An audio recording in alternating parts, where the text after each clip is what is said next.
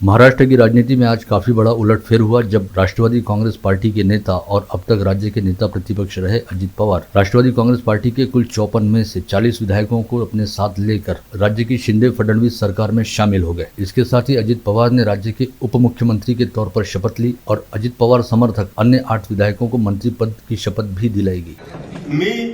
मी अजित अनंतराव पवार गांभीर्यपूर्वक दृढकथन करतो की महाराष्ट्र राज्याचा उपमुख्यमंत्री म्हणून माझ्या विचारार्थ आणले जाईल किंवा ज्ञात होईल अशी कोणतीही बाब असा उपमुख्यमंत्री म्हणून माझी कामे यथायोग्य पार पाडण्यासाठी आवश्यक असेल ते खेरीज करून एरवी मी कोणत्याही व्यक्तीला किंवा व्यक्तींना प्रत्यक्षपणे वा अप्रत्यक्षपणे कळवणार नाही किंवा त्यांच्याकडे उघड करणार नाही।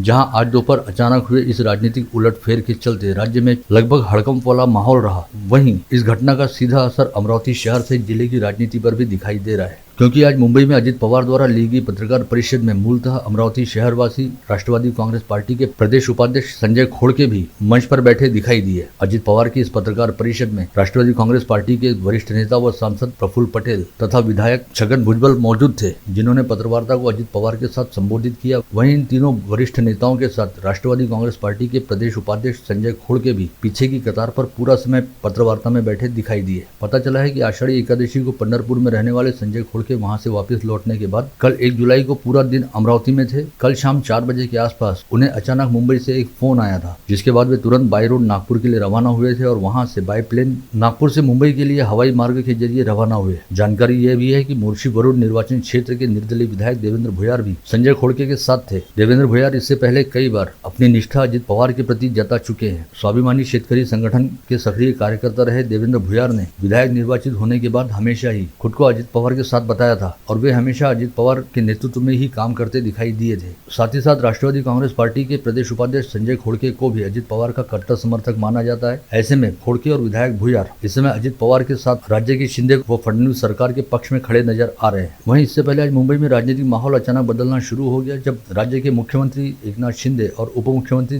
देवेंद्र फडणवीस आनंद फानन में राजभवन पहुंचे। इसे लेकर मीडिया में अभी खबरें प्रसारित होनी शुरू ही हुई थी कि अजित पवार के अपने 40 विधायकों के साथ राजभवन पहुंचने की खबर सामने आई और आनंद फानन में अजित पवार का शपथ ग्रहण समारोह भी हुआ, जहां पर अजित पवार ने राज्य के उप मुख्यमंत्री के तौर पर शपथ ली। इसके साथ ही अजित पवार के साथ जाने वाले छगन भुजबल, दिलीप वलसे पाटिल, हसन मुश्रीफ, धनंजय मुंडे, धर्मराव बाबा आतराम, अदिति अटकरे, संजय बंसोड़े व अनंत पाटिल ने भी मंत्री पद की शपथ ली। इस शपथ ग्रहण समारोह में राज्य के मुख्यमंत्री एकनाथ शिंदे, उप मुख्यमंत्री देवेंद्र फडणवीस व भारतीय जनता पार्टी के प्रदेशाध्यक्ष चंद्रशेखर बावनकुले सहित राष्ट्रवादी कांग्रेस पार्टी के वरिष्ठ नेता व सांसद प्रफुल्ल पटेल, पूर्व विधानसभा उपाध्यक्ष नरहरी झिलवल व राकापा सांसद अमोल कोल्हे भी उपस्थित थे। इस शपथ ग्रहण समारोह के तुरंत बाद नवनियुक्त उप मुख्यमंत्री अजित पवार ने एक पत्रवार्ता को संबोधित किया, जिसमें राकापा सांसद प्रफुल्ल पटेल व नवनियुक्त मंत्री छगन भुजबल भी उपस्थित थे। इस पत्रवार्ता में अजित पवार ने प्रधानमंत्री नरेंद्र मोदी को देश का अब तक का सबसे पावरफुल व प्रभावी नेता बनाया। साथ ही कहा कि जहां राज्य के अन्य प्रादेशिक दलों के नेता केवल अपने अपने राज्यों व अपने समाजों के हितों को ध्यान में रखते हुए काम करते हैं, वहीं प्रथम प्रधानमंत्री जवाहरलाल नेहरू, दिवंगत प्रधानमंत्री लाल बहादुर शास्त्री व पूर्व प्रधानमंत्री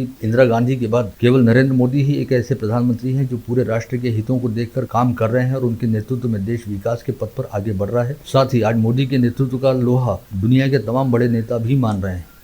अलग अलग गुट को एक करके देश को चलाने की कोशिश की गई, लेकिन 9 साल आपने देखे होंगे, उसमें नरेंद्र मोदी साहब का नेतृत्व में आज देश काम कर रहा है।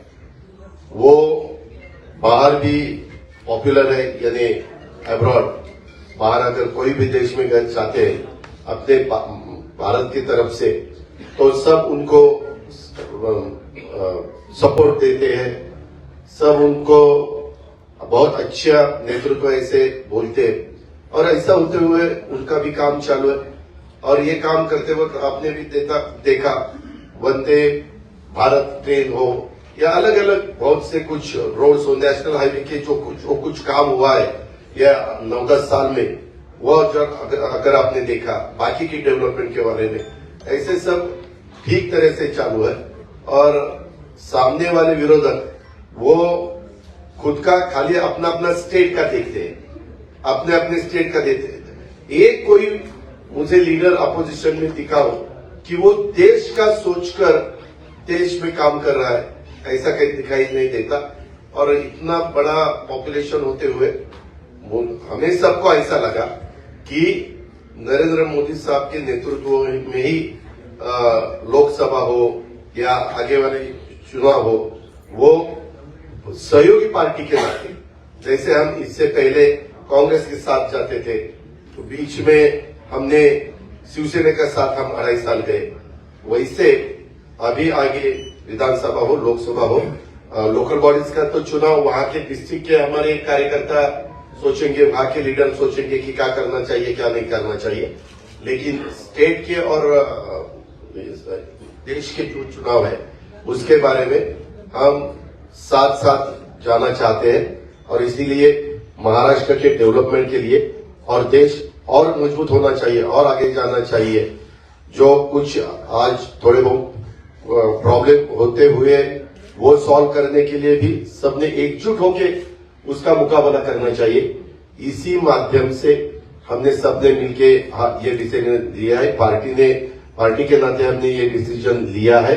और ये होते हुए पूरे विधायक हमारे साथ है, मेंबर ऑफ पार्लियामेंट हमारे साथ है, बाकी के पार्टी के वर्कर हमारे साथ है। इसीलिए आज मैंने डिप्टी चीफ मिनिस्टरशिप का ओथ ली।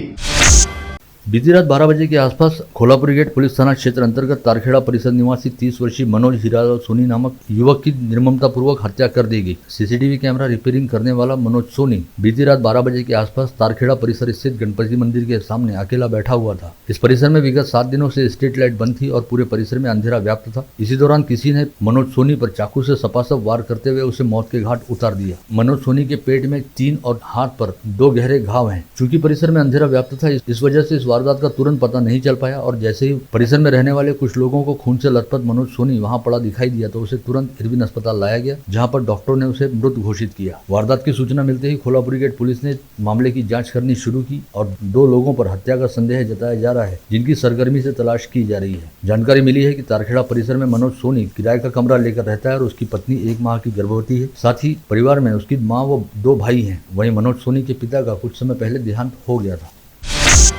राज्य में आज अचानक हुए उलटफेर के बाद कांग्रेस की वरिष्ठ नेत्री तथा तिरसा निर्वाचन क्षेत्र की विधायक यशोमती ठाकुर ने अपनी प्रतिक्रिया देते हुए इसे राज्य के जनमत का अपमान बताया, साथ ही संविधान के साथ खिलवाड़ भी बताया। यशोमती ठाकुर ने कहा कि राज्य की जनता इस तरह की खिचड़ी सरकार को कदापि बर्दाश्त नहीं करेगी और आने वाले चुनाव में जनता द्वारा ऐसे राजनीतिक दलों को माकूल जवाब दिया जाएगा। साथ ही यशोमती ठाकुर ने यह भी कहा कि वे इस सरकार के खिलाफ सशक्त विपक्ष की भूमिका निभाते रहेंगे।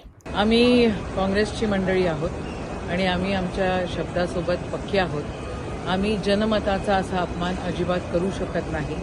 आम्ही तुम्हा सगळ्यांना आश्वासन देतो की सक्षम विरोधी पक्ष म्हणून आम्ही काम करू आणि त्या ठिकाणी जनहिताचं जे काही असेल तेच करू। हे जे सरकार खिचडीचं सरकार बनलेलं आहे याला काही तथ्य नाही आहे आणि हे काही फार काळ टिकणारं नाही आहे। या सगळ्या गोष्टींचं दुःख आहे की संविधानाचं तोडमोड आपल्या या महाराष्ट्रामध्ये एवढ्या मोठ्या प्रमाणात होतो आहे आणि अशी गोष्ट सहन करण्यासारखी नाही आहे।